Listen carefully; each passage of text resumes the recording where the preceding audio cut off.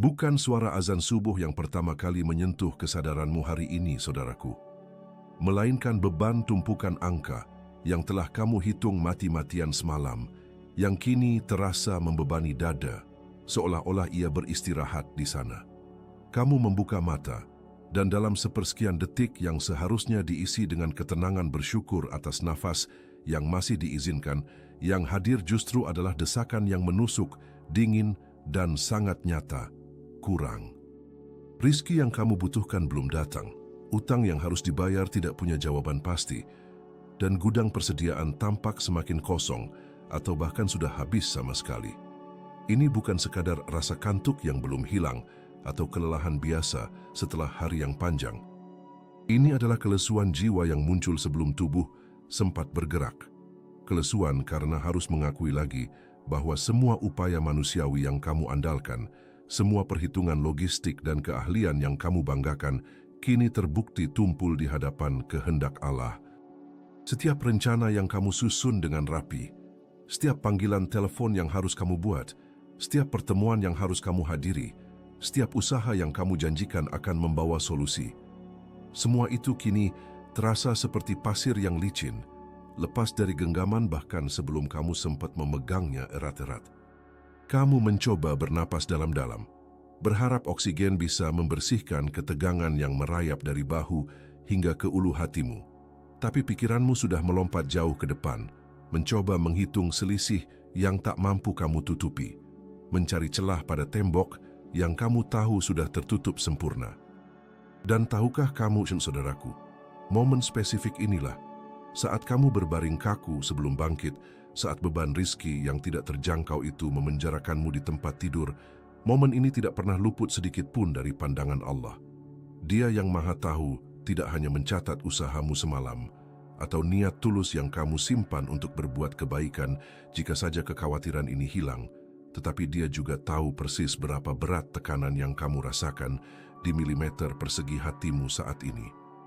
Kamu tidak perlu menyusun kata-kata yang indah, tidak perlu membuat puisi pujian yang sempurna untuk menarik perhatiannya. Ketika kamu merasa malu untuk menceritakan kondisi finansialmu kepada manusia terdekat, ketika kamu terpaksa tersenyum dan mengatakan, semuanya baik-baik saja padahal di dalam hatimu badai sedang mengamuk, saat itulah Dia yang Maha melihat kejujuran kepasrahanmu. Kita sering keliru mengira bahwa rizki itu hanya soal matematika atau hasil langsung dari tenaga yang kita keluarkan. Kita berpikir, saya sudah bekerja 2 kali lipat, jadi hasilnya harus 2 kali lipat. Ketika persamaan itu gagal total, ketika upaya keras tidak menghasilkan apa-apa, kita merasa dikhianati oleh sistem dunia yang kita yakini. Namun, Allah yang Maha Kaya ingin kita melihat melampaui perhitungan sebab dan akibat yang terbatas itu. Kegelisahan yang kamu rasakan, ketidakpastian yang menggerus, semua itu adalah undangan yang sangat keras dan mendesak untuk kembali ke sumber segala rizki, bukan hanya kepada alat yang Dia pinjamkan untuk sementara. Dia Maha Tahu bahwa kamu tidak mengeluh tentang kemewahan yang hilang, tetapi tentang kebutuhan pokok yang mengancam kehormatanmu dan stabilitas mereka yang bergantung padamu. Dia tahu bahwa kamu tidak mencari kekayaan fana, tetapi ketenangan yang memungkinkanmu beribadah dengan fokus, tanpa pikiran terpecah oleh desakan tagihan atau perut yang lapar. Dia melihat air mata yang tidak sempat menetes dan kepalan tangan yang kamu sembunyikan di bawah selimut karena frustrasi. Ketika semua pintu manusia telah tertutup rapat di hadapanmu dan yang tersisa hanyalah kepasrahan yang hampa, ketahuilah bahwa itulah saatnya kamu paling dekat dengan pemenuhannya. Kita tidak sedang meminta kepada yang tidak tahu situasimu. Kita sedang mengadu kepada yang menyaksikan setiap helaan napasmu sejak kamu terjaga. Sekarang, mari kita bicara tentang bagaimana seharusnya kita mengangkat tangan. Angkat tanganmu itu, saudaraku, bukan sekadar menggerakkan anggota badan sebagai ritual kosong. Kamu sedang mengangkat beban yang paling berat, beban yang tak terlihat oleh mata orang lain, bahkan mungkin oleh orang yang tidur di sebelahmu. Beban utama yang ikut terangkat bersama telapak tangan yang terbuka itu adalah rasa malu dan ketakutan yang dingin. Rasa takut yang tidak terucapkan, Takut jika mereka tahu seberapa tipis cadanganmu saat ini, takut dipandang sebelah mata karena rezeki yang seret, atau yang paling menusuk, takut jika ternyata kamu memang tidak ditakdirkan untuk memiliki apa-apa. Kamu mungkin sangat pandai menyembunyikan retakan di pondasi yang kamu bangun, selalu tampil santun di pertemuan. Berpakaian seadanya tetapi rapi, berbicara tentang rencana masa depan yang tampak menjanjikan. Tetapi setiap malam, saat lampu-lampu di rumah padam, dan kamu sendirian menghitung sisa hari yang harus dilewati dengan uang yang ada di dompet, atau menatap layar ponsel yang berisi tagihan yang belum terbayar, itulah medan perangmu yang sesungguhnya. Itu adalah perang sunyi melawan bisikan yang menuduhmu tanpa ampun.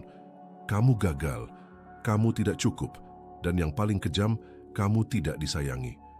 Kita harus mengakhiri bisikan yang menanamkan rasa malu ini sekarang juga, karena inilah titik di mana setan paling suka menari. Ia ingin kamu merasa bahwa kesulitanmu adalah bukti kelemahan moralmu atau kegagalan imanmu. Ia ingin kamu merasa bahwa kamu harus membersihkan dirimu dari semua kekurangan duniawi ini sebelum kamu berani mengangkat tangan kepadanya. Namun, inilah bagian yang harus kamu pahami dengan darah dan napasmu. Yang Maha Tahu tidak memerlukan laporan laba rugi yang mengesankan darimu. Yang Maha Melihat tidak buta terhadap kekhawatiranmu, bahkan kekhawatiran yang kamu bungkus rapat-rapat dalam kesombongan agar tidak terlihat oleh tetangga. Allah tidak hanya mengetahui kebutuhan materimu, Dia tahu suhu gelisah di dalam dadamu. Dia bersaksi atas setiap malam di mana kamu berguling-guling di tempat tidur, mencari posisi tidur yang nyaman, tetapi pikiranmu terus bekerja, menghitung, merencanakan, dan selalu sampai pada angka yang kurang. Dia tahu persis bagaimana rasanya ketika rizki itu terasa berat, bukan hanya dalam jumlahnya, tetapi juga dalam proses mencarinya. Melelahkan, memalukan di hadapan orang yang menghutangimu, dan seringkali tidak dihargai oleh sesama manusia. Kamu mungkin merasa bahwa hanya ada keheningan yang membalas ratapanmu yang tersembunyi. Itu tipuan indera. Kitabnya menegaskan, Innahu alimun bidzati syudur. Dia maha mengetahui apa yang tersembunyi di dalam dada. Ini berarti, Dia tidak hanya mendengar kata-kata permohonan yang kamu ucapkan, tetapi juga rasa, gentar, dan kekerdilan yang tidak berani kamu suarakan. Dia menyaksikan bagaimana kamu masih memilih jalur halal, meski itu lebih sulit, lebih lambat, dan lebih memiskinkan dalam pandangan mata duniawi.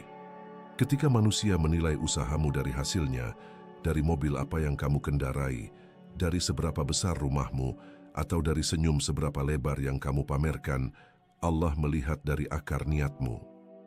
Dia melihat kejujuranmu yang berdarah-darah. Dia melihat bahwa kamu datang kepadanya dengan hati yang pecah, bukan dengan strategi bisnis yang sempurna. Kepada siapa lagi kamu harus mengadu jika bukan kepada Ash-Syahid, yang maha menyaksikan setiap air mata yang jatuh diam-diam di atas sajadah, air mata yang keluar karena kamu takut tidak bisa menunaikan janji kepada anak-anakmu, bukan karena kamu takut kehilangan gengsi di hadapan teman lama. Oleh karena itu, ketika kita mengangkat tangan sekarang, kita tidak perlu bertele-tele atau berpura-pura baik-baik saja. Kita harus menggunakan kata-kata yang mengakui kelemahan ini secara eksplisit, karena justru pengakuan tulus itulah yang menjadi kunci pembuka. Doa yang akan kita baca bukanlah mantra untuk memerintah rezeki, melainkan sebuah pernyataan pengakuan bahwa kita adalah hamba yang lemah, yang beban hidupnya sudah diketahui oleh Sang Pencipta bahkan sebelum kita merasakannya. Dan ini adalah doa yang harus kita pelajari bersama-sama, yang diajarkan oleh Rasulullah untuk memindahkan beban gunung itu dari hati ke pundaknya. Beban gunung itu terasa sangat nyata, saudaraku, dan ia menekan dada hingga napas terasa singkat, karena kita seringkali membiarkan pandangan kita terhenti hanya pada angka-angka yang paling mudah diukur. Kita menamai rezeki itu sebagai saldo bank, sebagai jumlah aset yang bisa dihitung, atau sebagai laba bersih yang tertulis di laporan akhir bulan. Definisi yang sangat sempit, sangat kering, dan berbahaya bagi ketenangan batin. Itu adalah cara pandang yang dikecilkan, yang membuatmu lupa bahwa kamu sebetulnya sedang berenang di lautan rezeki yang tak pernah putus sejak kamu membuka mata. Kita terlalu fokus pada apa yang tidak ada di dalam dompet, hingga kita gagal melihat apa yang telah ada yang menopang kehidupan kita setiap detik. Tarik napas, kamu. Apakah udara di paru-paru itu kamu beli? Kamu tidak membayar sepeser pun untuk oksigen yang memenuhi ruangan ini. Padahal tanpa satu hirupan saja, semua perhitungan dan ikhtiar duniawi yang kamu kejar akan terhenti seketika. Rezeki yang paling mendasar dan mutlak adalah kemampuanmu bernapas, adalah jantung yang terus berdetak tanpa perlu kamu ingatkan, adalah organ-organ yang bekerja sejalan dan patuh pada perintah Sang Pencipta, bahkan saat kamu tertidur lelap tanpa sedikit pun campur tanganmu. Itu adalah rezeki yang menopang ikhtiar terbesarmu. Seringkali ketika kita sedang galau karena merasa miskin, kita justru sedang memegang kekayaan terbesar yang tak bisa ditukar dengan uang 1 miliar rupiah, yaitu kesehatan. Kaki yang kuat untuk melangkah keluar mencari nafkah, mata yang masih bisa membaca Al-Quran dan melihat senyum anakmu di pagi hari, pikiran yang masih jernih dan mampu menyusun strategi saat bekerja, bahkan waktu luang 1 jam di sore hari untuk sekadar duduk hening tanpa dikejar tenggat waktu. Ini semua adalah modal tak ternilai yang Allah titipkan kepadamu. Ini adalah rezeki yang memungkinkan rezeki yang lain datang. Ketika kesulitan moneter datang dan hati terasa terhimpit, ingatlah, kamu tidak sedang diminta untuk mengemis rezeki dari nol. Kamu diminta untuk menyadari bahwa pondasi rezekimu sudah kokoh. Tidurnya anakmu yang nyenyak malam tadi, hilangnya rasa sakit yang kamu rasakan seminggu lalu, ketenangan yang memungkinkan kamu kembali ke rumah tanpa membawa kemarahan di wajah, itu semua adalah rezeki. Kita sibuk mengeluhkan ketiadaan uang, padahal kita masih memiliki kemampuan dan waktu yang merupakan mata uang sejati untuk mencari uang. Kita telah mereduksi rezeki menjadi sebuah mata uang tunggal, padahal ia adalah sebuah ekosistem yang kompleks dan saling terkait. Jika kamu hanya melihat satu batang pohon yang kering di hutan yang luas dan melupakan mata air yang terus mengalir di bawahnya dan matahari yang memberimu cahaya, tentu saja hatimu akan gelisah. Kegelisahan yang menguasai kita saat rezeki terasa berat seringkali bukan karena kekurangan hakiki, tetapi karena kebutaan hati untuk melihat keluasan karunia yang sudah diberikan. Al-Quran mengingatkan kita dengan janji yang tegas. Dan jika kamu menghitung nikmat Allah, niscaya kamu tidak akan mampu menghitungnya. Surah An-Nahl 18. Ini bukanlah sekadar kalimat indah atau puisi spiritual. Ini adalah pernyataan faktual tentang betapa dahsyatnya kekayaan yang sudah berada di sekitarmu, yang tanpanya kamu tidak akan mampu menggerakkan satu jari pun. Doa yang akan kita baca nanti adalah koreksi terhadap pandangan sempit ini. Ia adalah pengakuan bahwa rezekinya jauh lebih luas daripada perhitungan kita dan pengakuan bahwa, saudaraku, kamu sudah cukup kaya untuk memulai ikhtiar yang baru saat ini juga. Kita cenderung lupa, saudaraku, bahwa standar kekayaan yang Allah miliki sangat berbeda dengan buku besar yang kita susun di dunia. Perhitungan yang membuat hatimu sesak saat ini hanya berkisar pada angka-angka di rekeningmu, pada jumlah utang yang harus dilunasi bulan ini, atau pada ketersediaan barang mentah yang kamu butuhkan untuk proyek berikutnya. Semua itu, bahkan jika kamu memiliki modal triliunan, tetaplah terbatas. Itu adalah kekayaan yang bisa dicuri, bisa hangus terbakar, atau bisa habis seiring waktu dan inflasi. Namun, ketika kita mengangkat pandangan dan mengingat siapa pemberi itu, Al-Wahhab, yang memberi tanpa imbalan, Al-Razzaq, yang menjamin setiap rezeki, barulah kita menyadari betapa piciknya ruang yang kita berikan kepadanya di dalam perhitungan kita. Gudang milik Allah tidak mengenal konsep habis, defisit, atau kelelahan.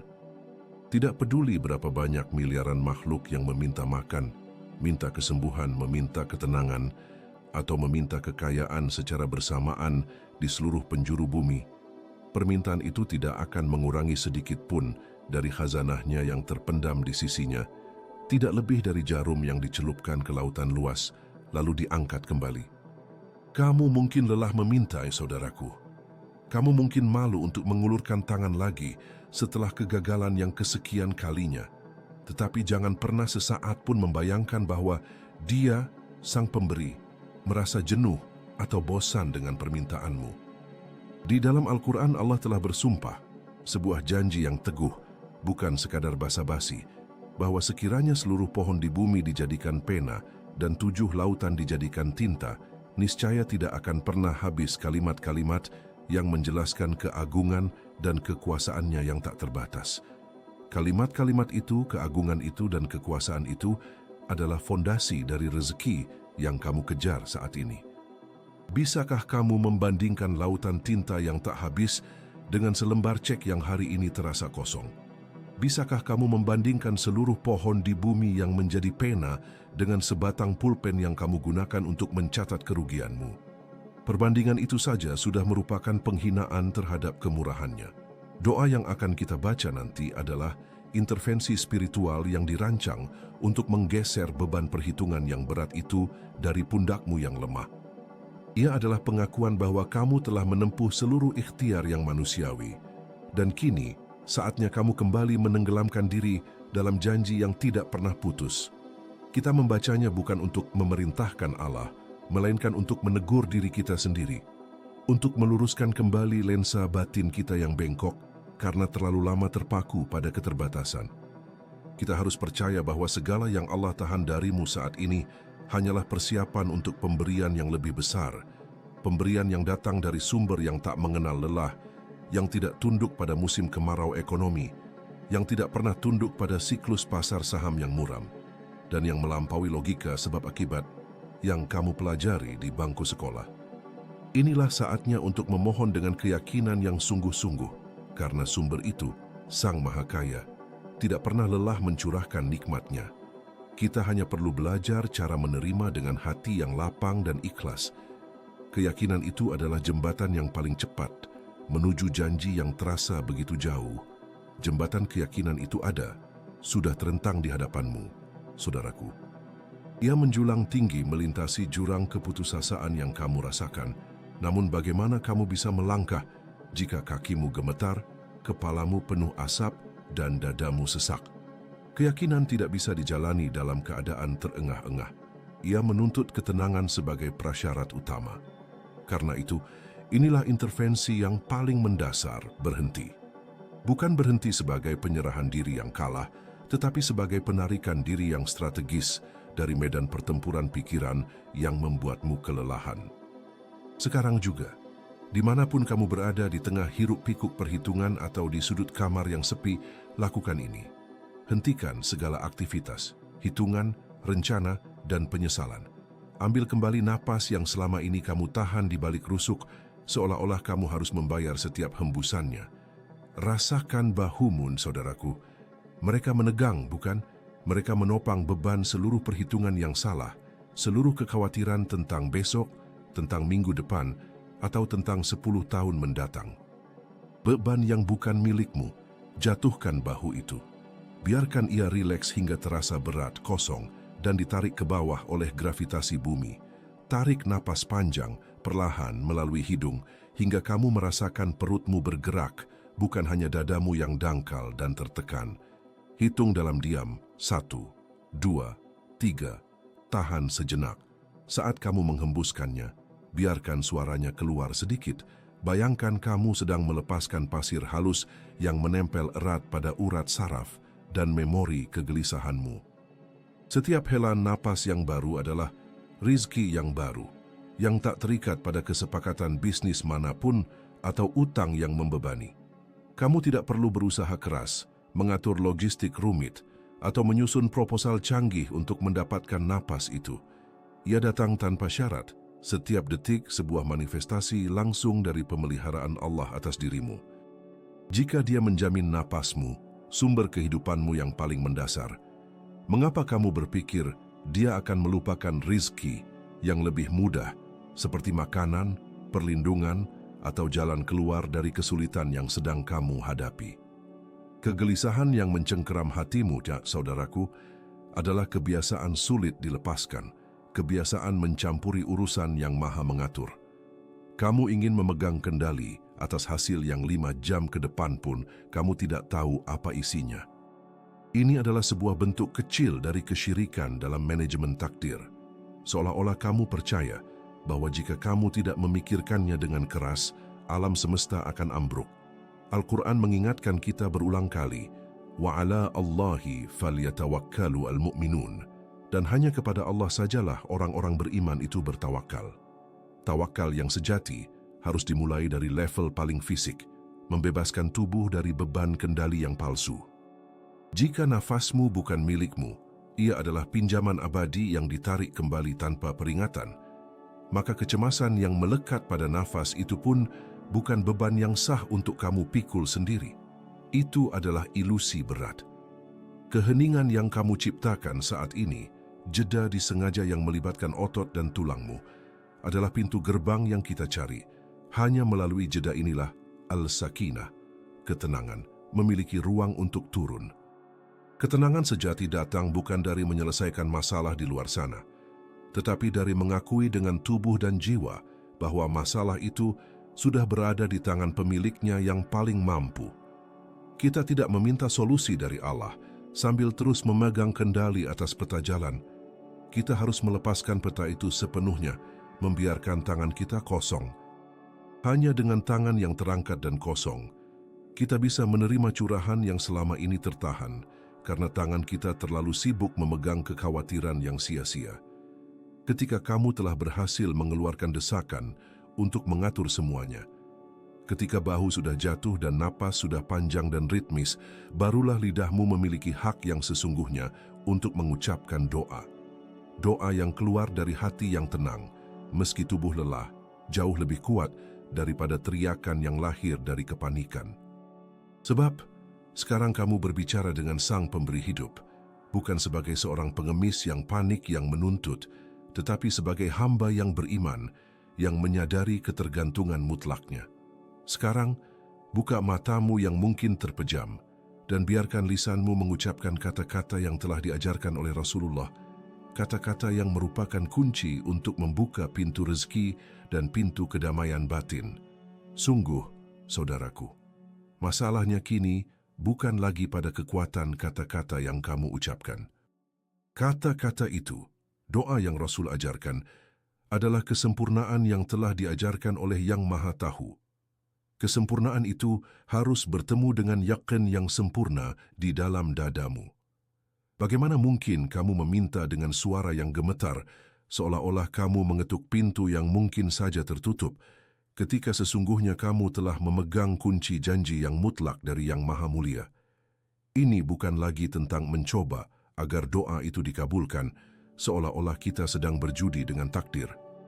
Ini adalah tentang mengakui kenyataan batin, bahwa Allah telah berjanji untuk memberi. Dia telah mengetahui kebutuhanmu, bahkan sebelum kebutuhan itu terbentuk menjadi bisikan di hatimu yang paling sunyi. Yakin, keyakinan mendalam, mengubah seluruh postur spiritual kita. Ia membedakan antara teriakan panik di tengah badai dengan bisikan tenang di hadapan samudera tak terbatas. Bayangkan saja kamu kini di hadapan seorang raja di raja, sang penguasa langit dan bumi, yang telah mengeluarkan dekret, sebuah ketetapan tertulis yang menyatakan, barang siapa yang datang memohon padaku, akan aku berikan.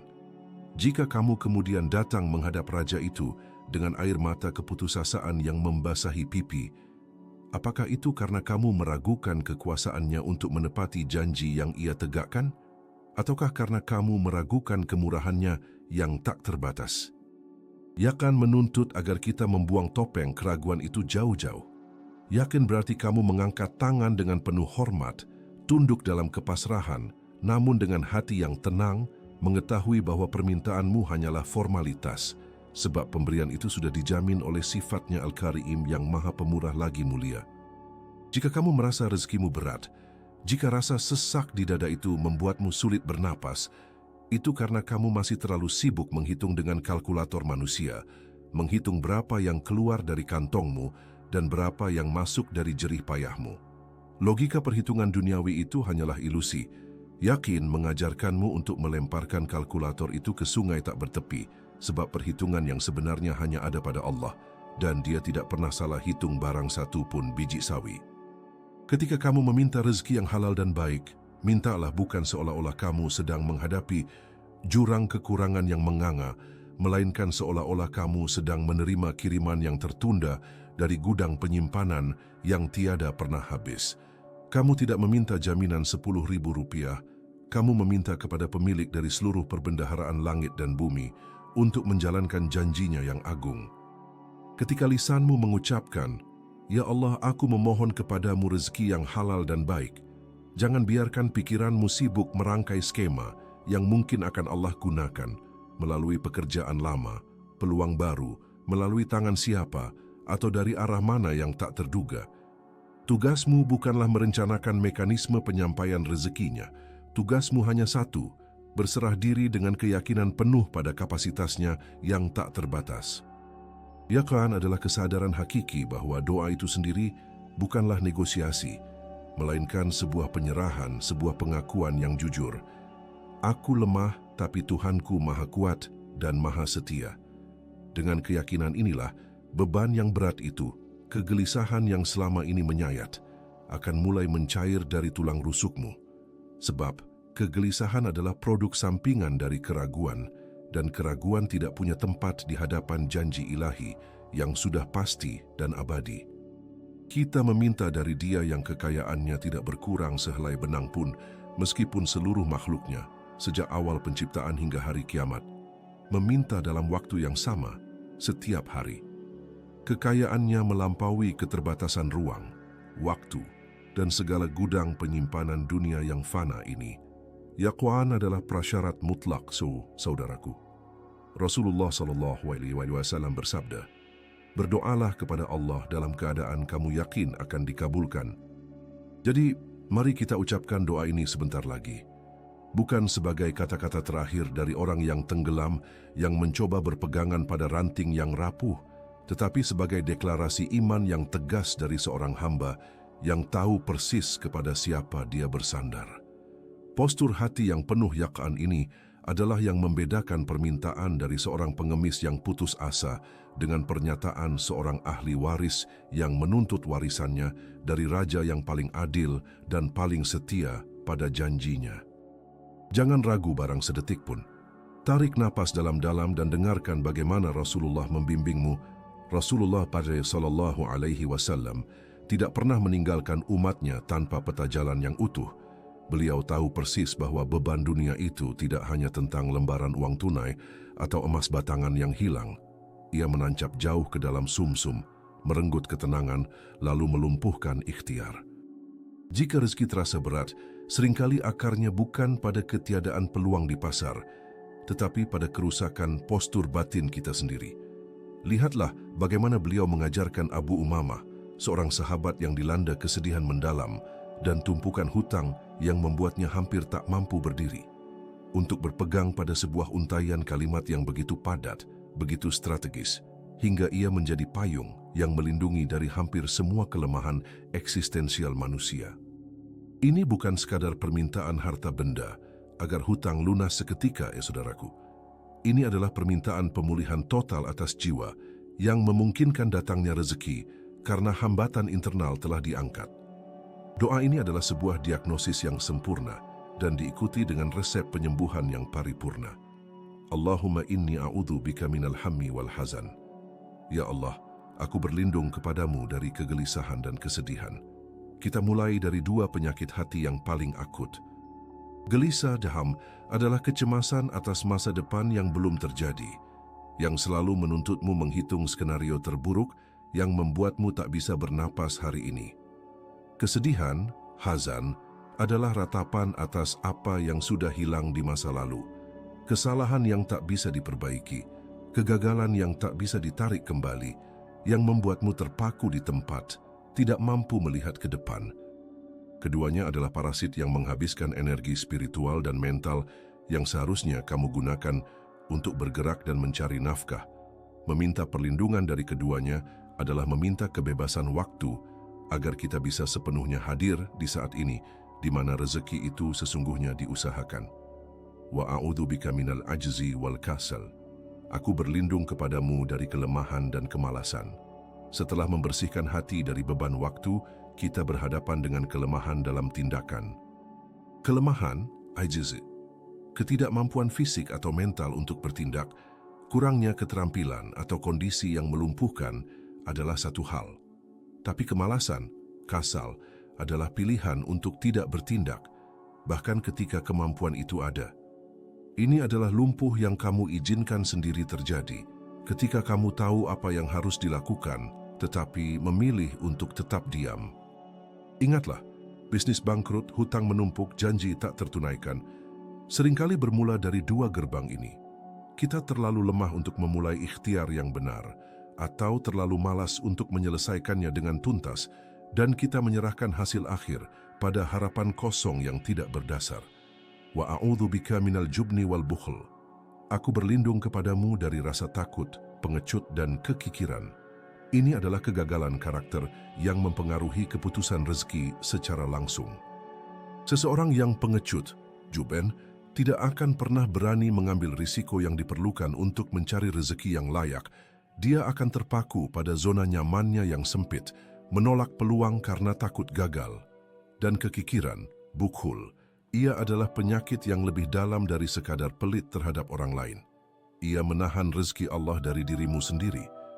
Kekikiran melumpuhkan potensi berkat, karena tangan yang memberi adalah tangan yang lebih mungkin menerima berkat dan kelapangan dalam rezeki, entah dari mana asalnya.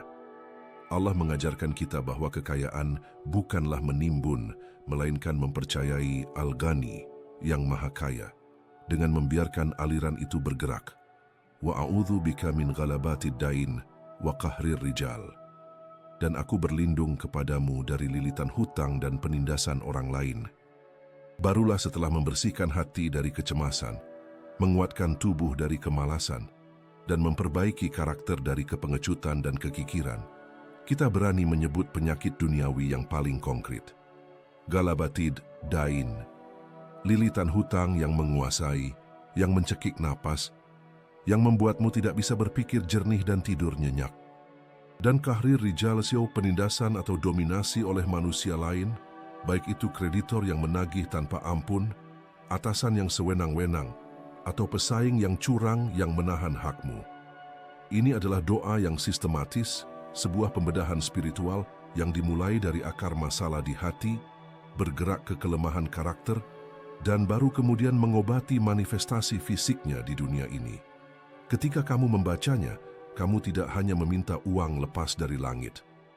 Kamu meminta Allah memperbaiki perangkat internalmu, memperbaiki kamu sepenuhnya, sehingga kamu mampu menghadapi hutang, pekerjaan, dan bahkan musuh yang menindas dengan penuh kekuatan dan yakin.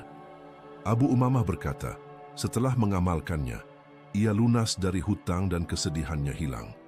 Ulangi ini setiap pagi dan petang, bukan sebagai mantra kosong, tetapi sebagai pernyataan bahwa kamu melepaskan kendali atas semua kekacauan yang ada dan menyerahkannya kepada Yang Maha Menggenggam.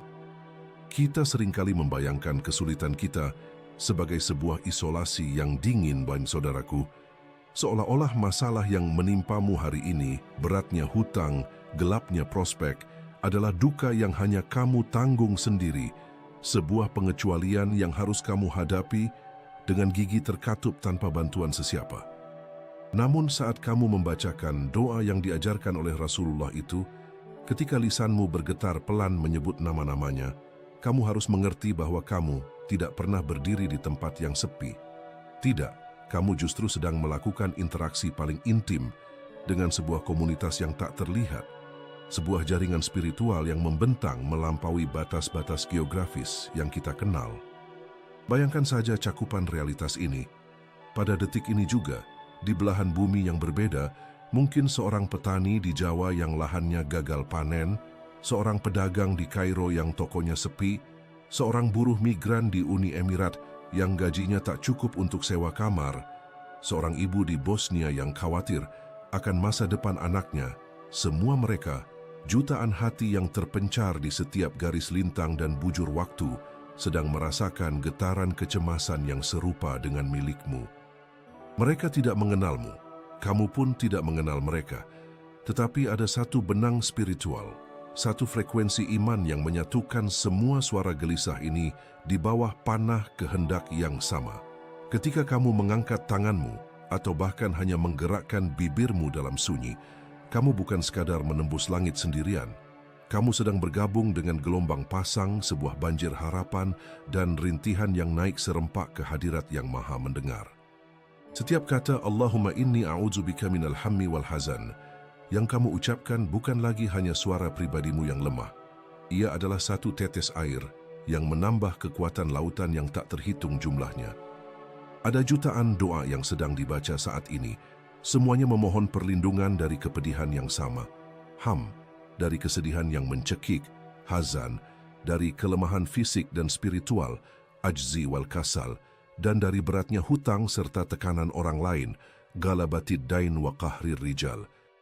Keresahanmu, betapapun personalnya ia terasa di dadamu, adalah pengulangan dari pengalaman manusia yang telah berlangsung selama ribuan tahun sejak Adam diturunkan ke bumi. Perjuangan antara kebutuhan yang terbatas dan keinginan yang tak terukur. Kamu bukanlah yang pertama merasa tak berdaya di hadapan hitungan dunia yang kejam, dan kamu pasti bukan yang terakhir. Menyadari bahwa penderitaanmu bukanlah sebuah anomali spiritual, melainkan bagian dari sejarah besar dan tawakal. Sejarah penyerahan diri yang dilakukan oleh para nabi, orang saleh, dan hamba yang lemah. Itu saja sudah melepaskan sebagian besar beban isolasi yang selama ini kamu panggul. Ini adalah solidaritas yang tidak terlihat oleh mata kasat, tidak terdaftar dalam catatan sipil manapun, tetapi lebih nyata dan lebih kuat daripada semua ikatan duniawi yang pernah kamu buat. Kamu sedang mempraktikkan ubudiyah, penghambaan bersama-sama, dalam satu momen waktu yang tak terbagi, dan ketika Allah, dengan rahmatnya yang tak terbatas, melihat jutaan hambanya di saat yang sama, dengan kerendahan hati yang sama, mengakui kelemahan mereka dan memohon kekuatan hanya darinya. Bayangkanlah kecepatan respons yang diturunkan, bukan hanya untuk satu hati, tetapi untuk keseluruhan paduan suara abadi ini. Ini adalah kekuatan Ummah Mais yang diaktifkan melalui satu doa kam yang sederhana. Jadi, ketika rasa berat itu kembali mencekik, jangan pernah merasa sendirian. Kamu adalah anggota yang terhubung kuat dalam jaringan global yang sama. Angkat suaramu dan biarkan ia menyatu dengan miliaran harapan yang lain yang bergerak menuju cahaya yang sama. Dan ketika engkau menurunkan tanganmu dari doa itu, setelah suara harapanmu menyatu dalam jaringan global yang sama, jangan pernah mengira bahwa peperangan batin telah usai. Kecemasan itu, saudaraku, ia adalah gulma yang akarnya sangat dalam di tanah hati. Ia tahu cara tumbuh kembali cepat dan menyelinap begitu saja. Kamu akan mengucapkannya pagi ini, merasakan kedamaian yang mendalam, dan seolah-olah semua simpul telah terurai, dan sore nanti bisikan keraguan akan menyerang lagi dengan kekuatan penuh. Angka-angka di rekeningmu, kekosongan kotak suratmu, keheningan teleponmu yang seharusnya membawa kabar baik, semua detail duniawi itu akan berteriak lebih keras daripada ingatanmu akan janji Allah yang Maha Pengasih. Inilah ujian sebenarnya, titik didih yang menentukan apakah kamu hanya mencari solusi sesaat atau mencari perubahan fundamen jiwa. Doa. Ini bukan mantra yang sekali diucapkan, lantas semua masalah duniawi lenyap. Bukanlah transaksi yang selesai setelah kamu mengucapkan amin. Ia adalah tindakan bedah spiritual yang berulang. Tugas kamu adalah mengulangi dan terus mengulangi lafaz-lafaz itu, bahkan ketika bukti di luar sana menyatakan yang sebaliknya, bahkan ketika logika manusia menjerit bahwa tidak ada jalan keluar. Ulangi ia, bukan hanya dengan lisan, tetapi dengan seluruh konsentrasi ruhmu, sampai otot-otot lidahmu mengenali namanya, asmanya, dan janji-janjinya, lebih baik daripada kamu mengenali peta jalan menuju rumahmu sendiri. Kamu harus mengizinkan doa ini, yang telah kita bahas, yang berakar pada ketakwaan dan pencarian rezeki dari sumber tak terduga, untuk meresap ke dalam tulang sumsummu, menggantikan irama panik dan perhitungan yang selama ini kamu biarkan memimpin ritme hidupmu. Kita menghabiskan banyak energi untuk menjadi akuntan yang cermat, menghitung setiap sen yang masuk dan keluar, mengkhawatirkan defisit yang datang. Tetapi Allah meminta kita untuk menukar kalkulator duniawi itu dengan yakin mutlak. Mengetahui secara teoritis bahwa Dia adalah Ar-Razzaq, Sang Pemberi rezeki, adalah satu hal. Membiarkan kebenaran itu menjadi suaramu yang satu-satunya adalah hal yang lain. Lihatlah, bukankah Allah berfirman dalam surah Ats-Tsalaq, barang siapa bertakwa kepada Allah, niscaya Dia akan mengadakan baginya jalan keluar dan memberinya rezeki dari arah yang tiada disangka-sangkanya. Q. S. Ats-Tsalaq 2 dan 3. Kamu tahu ayat ini. Kamu mungkin telah menghafalnya sejak kecil, tetapi bisikan dunia dan iblis seringkali lebih keras daripada ingatan Al-Quran. Kalahkan suara-suara palsu itu dengan pengulangan yang tak kenal lelah. Jangan pernah berhenti hanya karena kamu merasa sedikit lega. Jangan berhenti saat pintu rezekimu terbuka sedikit. Itu baru permulaan. Itu baru sentuhan rahmat-Nya yang meneguhkan. Teruslah berzikir dan berdoa sampai kepastian bahwa Dia adalah Ar-Razzaq dan Dia pasti akan mencukupimu menjadi satu-satunya suara yang mampu kamu dengar di dalam keheningan jiwamu. Setiap kali keraguan duniawi datang, suara tagihan, suara kegagalan, suara penolakan, maka jawablah dengan suara doa yang sudah kamu lantunkan ribuan kali, yang kini telah mengeras menjadi keyakinan sejati. Biarkan ia menjadi gema yang menenggelamkan semua kebisingan yang lain. Ulangi sampai kamu tidak lagi perlu mengatakannya, karena ia sudah menjadi nafasmu sendiri. Ulangi, ulangi, ulangi. Kepastian itulah yang kita cari, dan hanya dengan ketekunan ia dapat diraih.